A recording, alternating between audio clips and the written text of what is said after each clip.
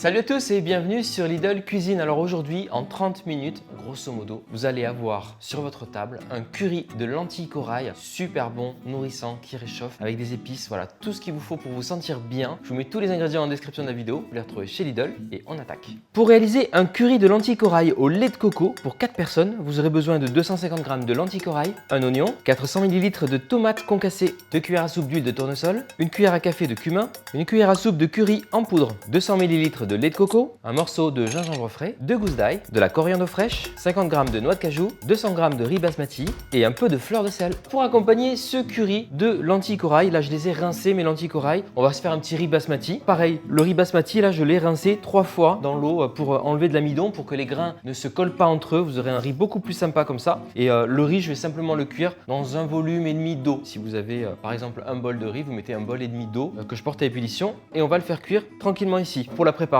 donc la base de notre curry de lentilles corail, le gingembre frais et l'ail avec l'oignon. C'est la base aromatique, on va dire, du curry. C'est très simple, vous allez voir, ça prend peu de temps. On va commencer à éplucher les gousses d'ail. On se servira d'un presse-ail et le gingembre. Vous prenez à peu près l'équivalent d'une gousse d'ail en gingembre. On va commencer à faire chauffer notre faitout juste ici. Vous allez pouvoir éventuellement regarder s'il y a un germe dans votre ail, vous l'enlevez. Là, on est good. Je vais mettre un petit peu d'huile dans le fond de mon faitout. Vous pouvez partir sur une huile neutre. L'huile de tournesol, c'est très bien pour cette recette. Et je vais venir préparer l'oignon. Vous allez éplucher l'oignon et le tailler. On va ajouter l'oignon à l'huile et venir presser l'ail et le gingembre. Ça, c'est vraiment la base aromatique dans la cuisine indienne. L'ail et le gingembre, c'est top.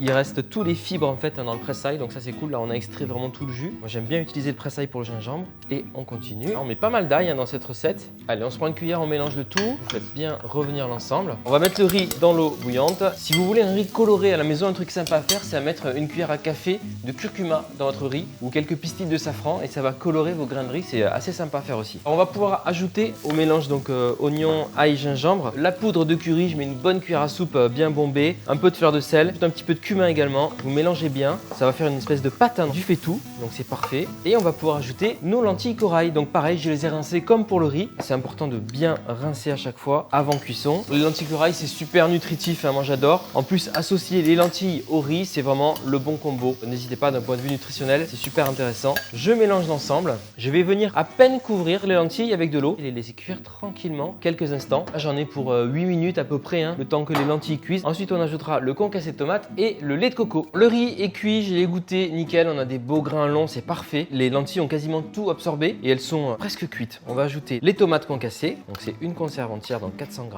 Alors bien sûr, si c'est la saison et que vous avez des tomates dans le jardin, n'hésitez pas. Et le lait de coco qui va venir adoucir le tout, hein. On est quand même sur une base bien épicée aujourd'hui. Et vous mélangez tranquillement l'ensemble. On va poursuivre la cuisson, encore 5 petites minutes. Pour servir notre curry, on va préparer une petite touche crunchy que j'aime beaucoup, des noix de cajou et de la coriandre. J'ai les deux sur la table et c'est parti. On va simplement concasser les noix de cajou. À défaut, on peut utiliser aussi des amandes à la maison, il n'y a pas de problème, hein. Et la coriandre, tige et feuilles de la coriandre, on peut tout prendre. Ça, on l'ajoutera vraiment au moment de servir.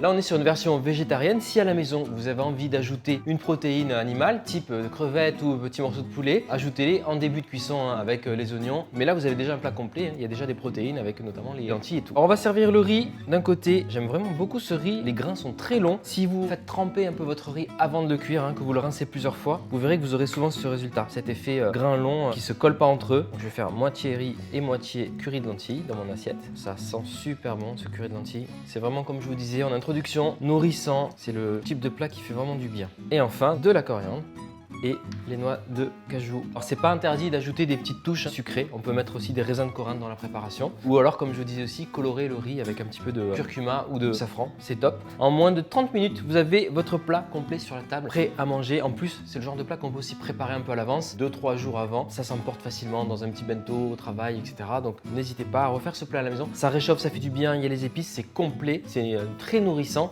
et l'association lentilles et riz marche très bien d'un point de vue nutritif aussi. Donc j'espère que vous serez nombreux à refaire cette recette à la maison. N'hésitez pas à me dire en commentaire ce que vous en pensez, si vous utilisez déjà la lentille corail régulièrement dans votre cuisine ou pas. Je vous dis à la semaine prochaine pour une nouvelle vidéo. Likez, commentez, partagez et abonnez-vous à la chaîne Lidl Cuisine si ce n'est pas encore fait. Bon appétit à tous.